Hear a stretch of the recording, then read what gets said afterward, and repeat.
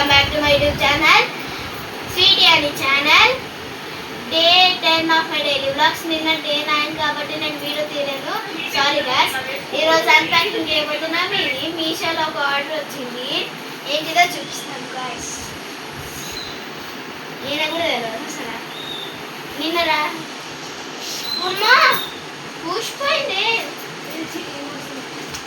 అన్నీ ప్యాకేజింగ్ వచ్చి బయటకు వచ్చేసి నన్ను పూసిపోయి చెమ్కీలు గాయ్స్. ఒకటి వలిగిపోయింది గాయ్స్. చెమ్కీలు దట్టి పట్టుకొస్తా గట్లనే ఉంటుంది. మరి దట్టి కింద పట్టుకొస్తాం.